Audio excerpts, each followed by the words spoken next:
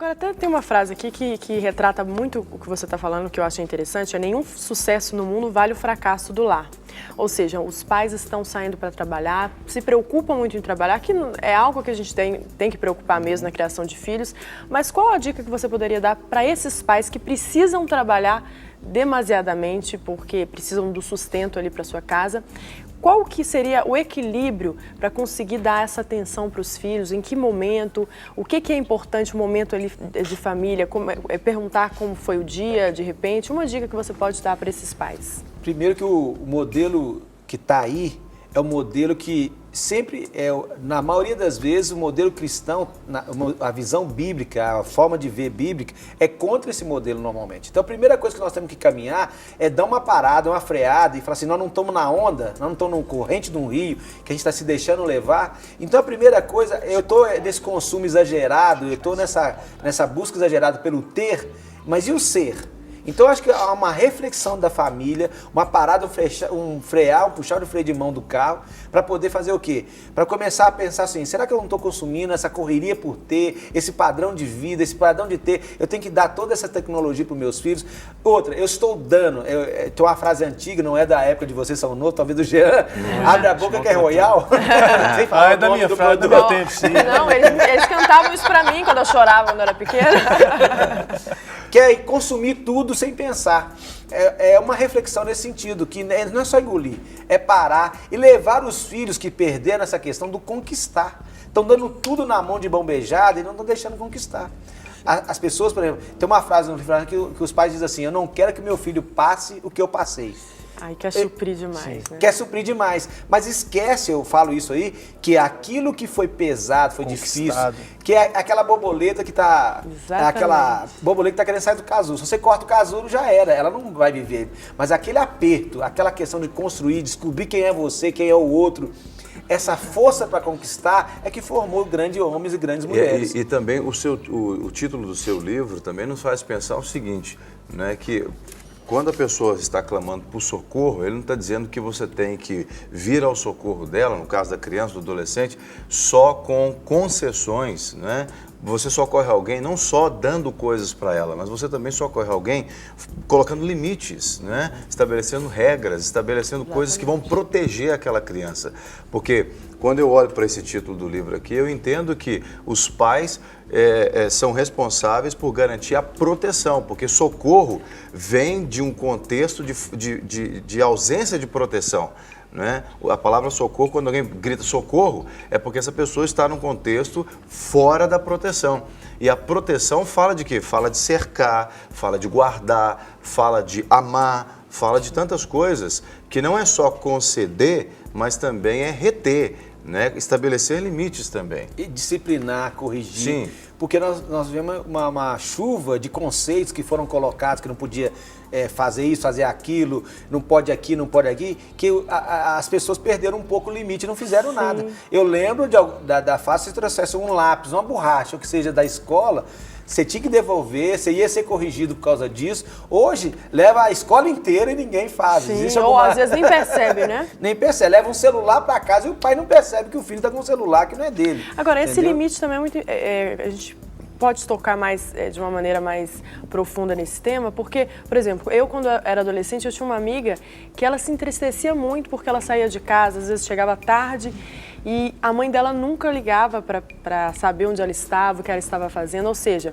ela cobrava esses limites, ela cobrava essa preocupação, esse cuidado, ou seja, muitos adolescentes podem falar assim, eu não queria que minha mãe ligasse tanto, talvez algum adolescente está assistindo a gente em casa.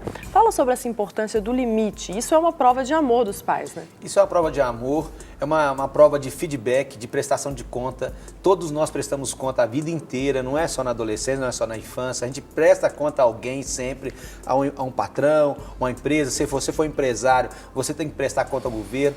É uma coisa que é a vida.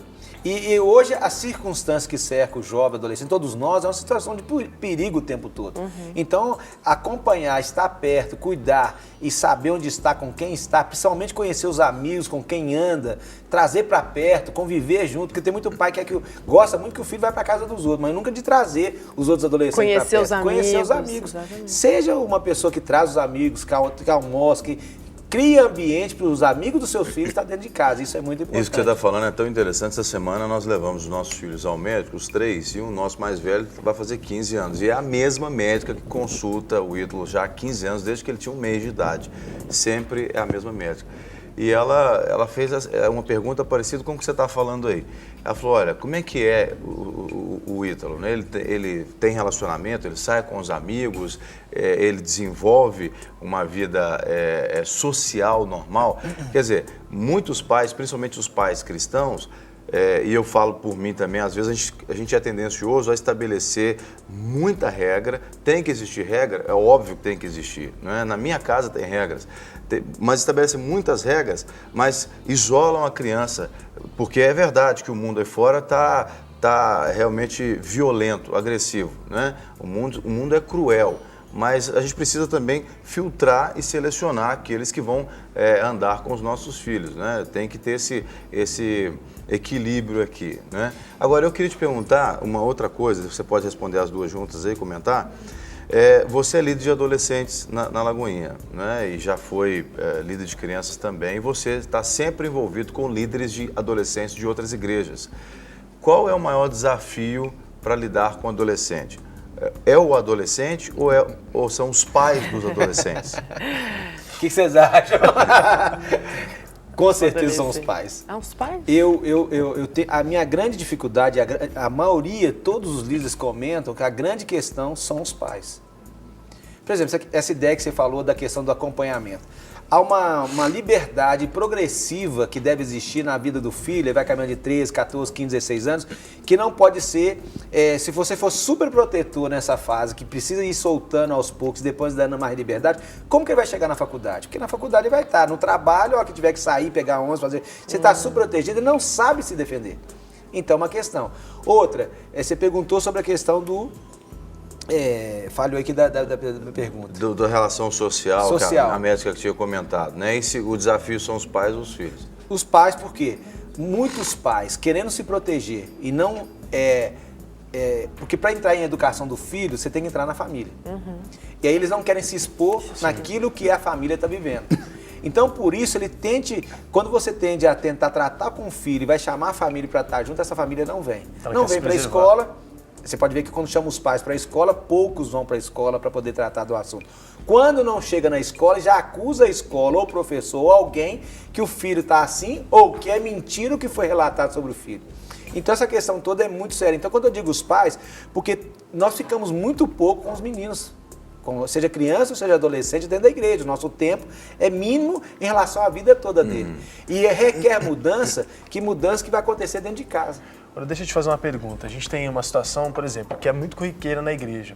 Adolescentes que se converteram, adolescentes que estão buscando, que têm amizades, só que os pais professam uma fé diferenciada e têm até alguns costumes que não são de acordo nem mesmo para os padrões de uma família estruturada. Eu não vou entrar em pormenores aqui, porque isso é uma discussão imensa. Longa. Mas esse adolescente, por si só, pastor Wagner, ele buscando a Deus, ele tendo bons relacionamentos, ele tendo bons líderes, ele tem tudo, ele consegue desenvolver um momento adulto mais consciente, saudável do que outros que não tiveram essa opção? Porque a gente sabe o papel do pai e da mãe é muito importante. Mas até que ponto a igreja pode vir aí como um resgate para esses órfãos de pai e mãe, literalmente, ou às vezes simplesmente pelo fato de eles não fazerem parte da vida do menino? Esse é o ser humano. Algumas teorias dizem que o meio vai influenciar, mas influencia mesmo. Sim. Mas graças a Deus o ser humano pode viver o pior meio possível e ser uma pessoa que escolhe não viver daquele jeito. Então nós temos casos, acho que nós estamos entre 35% a 40% dos que estão conosco na igreja, os pais não são da igreja, confessam outra tipo de fé, outra forma de viver. E o resultado disso é maravilhoso, porque esses jovens, esses adolescentes, escolhem viver um outro tipo de vida. Nós temos casos que a mãe está presa, o pai é traficante, 3 irmãos estão no tráfico. E um escolheu não mexer com isso. Outros casos que as pessoas estão em outras religiões, outro tipo de confissão de fé, que o filho escolheu e vai sozinho. Eu tinha em casa de criança de 6, 7 anos, que os pais deixavam ir para o clube e o filho escolhia ir para a igreja, e os pais não eram da igreja e nem não eram evangélicos.